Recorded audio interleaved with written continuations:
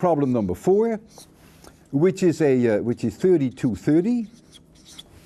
It is a step-up transformer, and it is an ideal transformer, and I will come back to that several times, what I mean by that. I have a primary winding whereby the driving EMF has 121 volts RMS.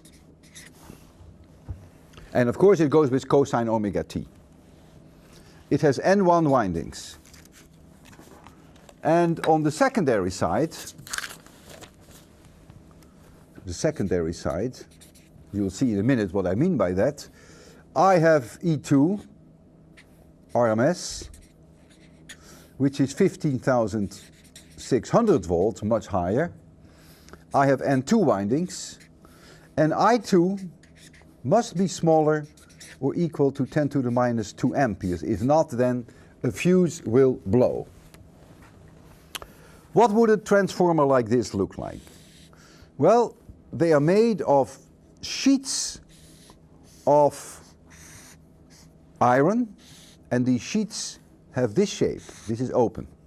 And the sheets are glued together, many of them. And the reason why that's done is to avoid eddy currents. You'll learn about eddy currents later. Here is the primary winding. And so here is your E1, E01 cosine omega t.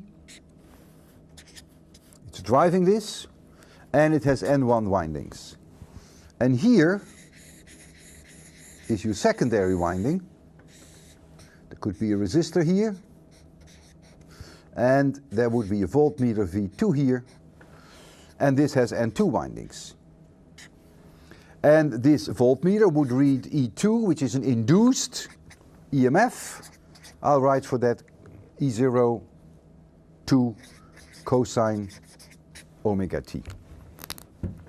And I assume that the two are exactly in phase. The whole thing is a little bit simplified, and I would refer you to page 1014 if you want to read up on this in some more detail.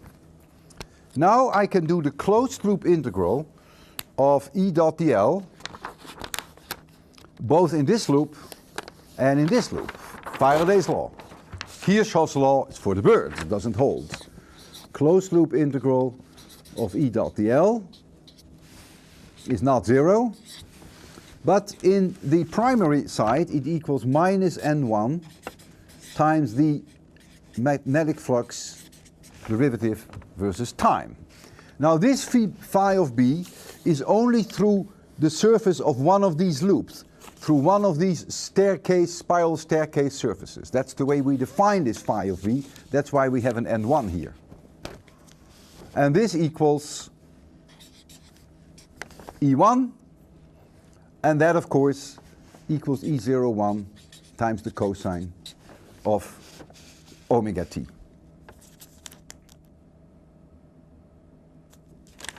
Now we go to the second side. And when we go to the second side, the integral of E dot dl again is not 0. Again, Kirchhoff's law is for the birds, but now I get N2 times the same d phi b dt. And that, of course, equals my E2, which is E02 times cosine omega t. Why is it the same? Because we make the assumption, the simplification, that the magnetic field generated by this primary, which oscillates back and forth with omega omega, goes this way, this way, this way, this way, that it stays entirely inside this iron, which is not an unreasonable approximation, so that it is B0 outside everywhere. So that would mean that the flux going through one of these open surfaces, of one of these open staircase surfaces, is the same as the one that goes through here, but since I have N2 windings here, I have an N2 here, and I only have an N1 there. Well, it follows then immediately by taking the ratio of these two, that E2 divided by E1 equals N2 divided by N1.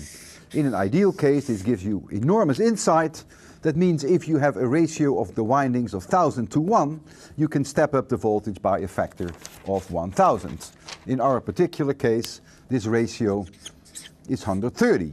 So we step up the voltage by a factor of 130. Now how much power is now delivered to the secondary, to the resistor in the secondary, if I2 has reached its maximum value of 10 to the minus 2 amperes?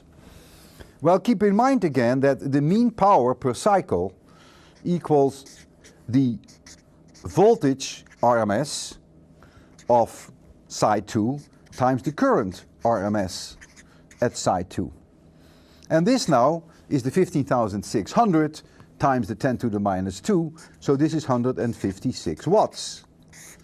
If the situation is ideal, which it almost never is, that means if there is no energy loss, if there is no heat loss, which is not true. If you put your hands on these transformers, they are warm, believe me, you can even burn your hands. In fact, sometimes the glue that is used to glue these sheets of metal together can even melt. But if you assume that there is no energy loss, then of course this power of 156 watts must be delivered also by the primary side, and therefore you get now, for an ideal transformer, the situation that V2, I2, RMS must be V1, I1, RMS, and this is 156 watts, and so you will have no problems to calculate that I1 RMS is 1.3 amperes. So you see now that the voltages step up in ratio N2 over N1, but the currents step down in ratio N1 over N2. So the voltages are proportional to the number of windings, but the currents are inversely proportional to the windings, in order to keep the power delivered to the left side the same as the power to the right side. Because notice that this current here in 1 is substantially higher, is 130 times higher than the power, than the current in the secondary part number 2.